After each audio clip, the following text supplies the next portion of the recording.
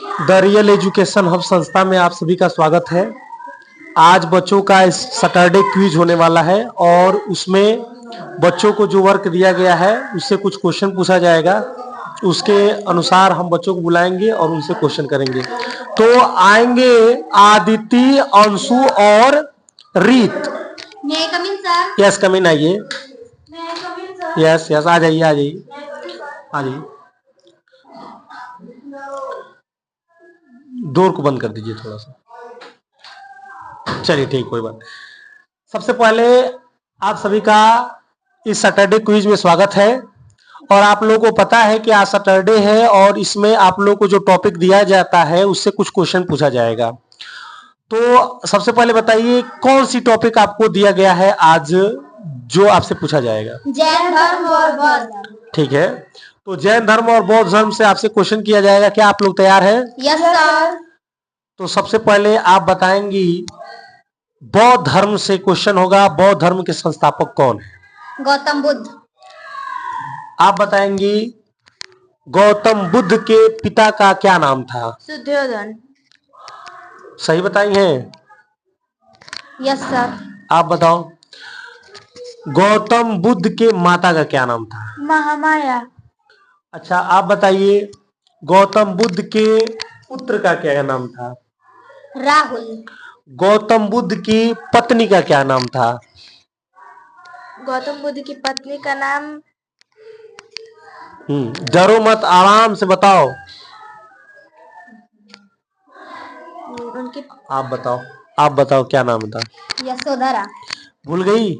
इतने आसान क्वेश्चन, अभी मैं इंट्रोडक्शन पूछ रहा हूं, है? आप बताना गौतम बुद्ध के चचेरे भाई का क्या नाम था? देवदत्त। देवदत्त, ठीक है ना? आप बताओ, इस बार गलत नहीं होना चाहिए। गौतम बुद्ध के जो मौसी थी, जो उनका पालन पोषण की थी, उनका क्या नाम था? प्रजापति गौतमी। ठीक है, बहुत बढ़िया।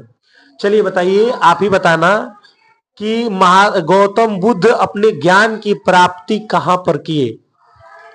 गौतम बुद्ध अपने ज्ञान की प्राप्ति बोध गया किए थे, पीपल के पेड़ के नीचे। पीपल के पेड़ के नीचे किस नदी के किनारे? फल्गु नदी के किनारे। उस समय उनकी आयु कितने वर्ष की थी? उस समय उनकी आयु थी। गिरा नहीं, ये वाला क्वेश्चन थोड़ा सा जब हो गया। कितने वर्ष की आयु में उन्होंने अपने घर को त्यागा था? 29 वर्ष की आयु में। ठीक है, बहुत बढ़िया। आप बताइएगा, ये बताइए जब वो बौद्ध धर्म बुद्ध के गर्भ में आने का जो प्रतीक चिन्ह माना जाता है वो किसको माना जाता है? हाथी को। आप बताना कि गृह त्याग का प्रतीक बौद्ध धर्म में किसको माना जाता है? घोड़ा। आप बताना, क्रम से बताते रहो। समृद्धि का प्रतीक बौद्ध धर्म में किसको माना जाता है? समृद्धि का प्रतीक शेर को माना जाता है।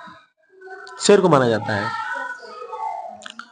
अच्छा ठीक है, आप बताओ निर्वाण का प्रतीक किसको माना जाता है? निर्वाण। पद्म चिन्ह। हाँ, पद्म चिन्ह। और जो स्तूप है वो किसका प्रतीक है बौद्ध धर्म में? स्तूप जो मृत्यु का प्रतीक। बहुत बढ़िया।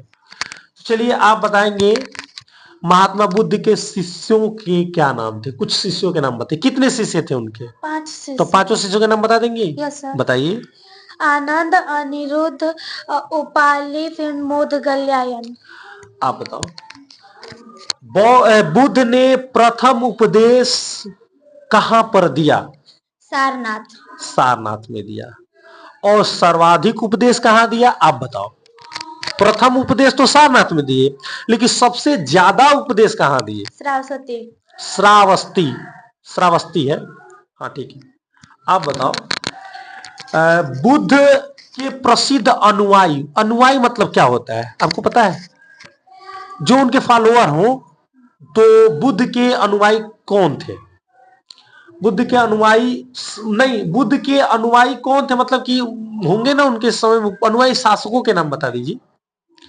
कौन से शासक थे जो उस समय शासन कर रहे थे, जो उनके अनुयायी थे?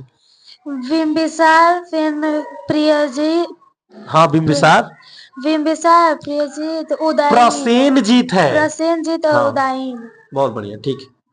आप बताओ, महात्मा बुद्ध की मृत्यु कहाँ हुई? उनकी मृत्यु पावापुर में हुई। आप बताओ, सही है? नहीं, कुशीनगर। कुशीनगर में उनकी मृत्यु हुई। फिर आप बताओ, महात्मा बुद्ध के समय कितनी बौद्ध संगीतियां हुई? बहुत संगीतिया। बैठक, कितनी बैठक हुई बताओ? रिवीजन आप सही से नहीं करके आए हो। 4। 4 हुई। बताओ कौन कौन? प्रथम बौद्ध संगीति में प्रथम बौद्ध संगीति कहाँ हुई? जगह का नाम बताइए। जगह का नाम, अरे कोई हुई होगी ना प्रथम बौद्ध संगीति, बताइए। सर, आप बताओ। राजगिरी। राजगिरी। आप बताओ दूसरी बौद्ध संगीति कहाँ हुई? वैशाली। अब बता दोगे तीसरी बौद्ध संगीति कहाँ हुई? बताओ। तीसरी बौद्ध संगीति पाटलिपुत्र में हुई। इसका मतलब तुम्हें याद है, तुम डर रही हो। ये डरना क्यों है? इसीलिए तो ये आज का सेशन रखा गया है कि आप कितना रिवीजन करके आए हो हम भी देखें, है ना। तो चलिए कोई बात नहीं, डरो मत, आराम से बताओ। उसके बाद अब थोड़ा सा क्वेश्चन हम करेंगे जैन धर्म से। तो सबसे पहले बताइएगा, आप बताना जैन धर्म के संस्थापक कौन थे? ऋषभदेव। ऋषभदेव। Yes sir. वो कौन थे तीर्थकर थे? ऋषभदेव सर वो प्रथम तीर्थकर थे। ये बताइए जैन धर्म में कुल कितने तीर्थकर हुए, आप बताइए। 24। 24वें तीर्थकर का नाम बताइए। महावीर स्वामी। महावीर स्वामी। अब बताइए आप कि महावीर स्वामी के पिता का क्या नाम था? पिता का नाम सिद्धार्थ। सिद्धार्थ। पिता का नाम सिद्धार्थ। और माता का नाम? त्रिशला। बहुत बढ़िया। आप बताइए उनके पत्नी का क्या नाम था? यशोदा। आप उनके पुत्री का नाम बता दीजिए। प्रियदर्शनी। चलिए बहुत बढ़िया। अब बताएंगे जैन धर्म की भाषा क्या थी? प्राकृतिक थी। प्राकृति, हाँ। आप बताएंगे उसी तरीके से बौद्ध धर्म की भाषा क्या होगी? पाली। बहुत बढ़िया। आप बताना कि जैन धर्म में भी जैन संगीति हुई। जिस तरह बौद्ध संगीति हुई थी उसी तरह जैन संगीति हुई थी। कितनी जैन संगीति हुई थी? 2 या 4? 4। आप बताओ 2 या 4? 2। 2 में प्रथम बौद्ध संगीति कहाँ, सॉरी प्रथम जैन संगीति कहाँ हुई थी? पाटलिपुत्र। आप बताओ दूसरी जैन संगीति कहाँ हुई? दूसरी जैन संगीति, हाँ बताओगी आप बताओगी? आप बताओ। बल्लभी। बल्लभी कहाँ पड़ता है? गुजरात। बल्लभी कहाँ पड़ता है? गुजरात। गुजरात में पड़ता है, ठीक है ना। तो ये बताइएगा कि जैन धर्म में जैन धर्म को आगे चल करके 2 भागों में बांटा गया। क्या किस किस भागों में बांटा गया था? श्वेतांबर व दिगंबर। दिगंबर। श्वेतांबर को श्वेतांबर क्यों कहा गया? श्वेतांबर क्यों बांटा गया? श्वेतांबर में स्थूलभद्र तथा उनके अनुयायी। तो अच्छा ये बताओ श्वेतांबर का अर्थ क्या होगा? श्वेत प्लस अंबर, जो सफेद वस्त्र पहनते थे। नहीं बताया गया है? बताया गया है। अच्छा ठीक है। और दिगंबर का मतलब क्या होगा? पीला वस्त्र। ना, जो दिशाओं को अपना वस्त्र बनाते हैं, ठीक है ना। तो शायद आपको कंफ्यूजन है, कोई बात नहीं, चलो।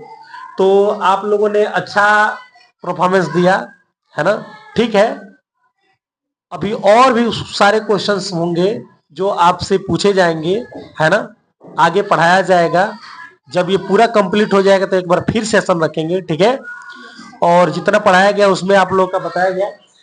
चलिए फिर नेक्स्ट आपके और भी टीचर्स आपका इस सैटरडे क्विज में आपको बुलाएंगे अलग अलग सब्जेक्ट के माध्यम से।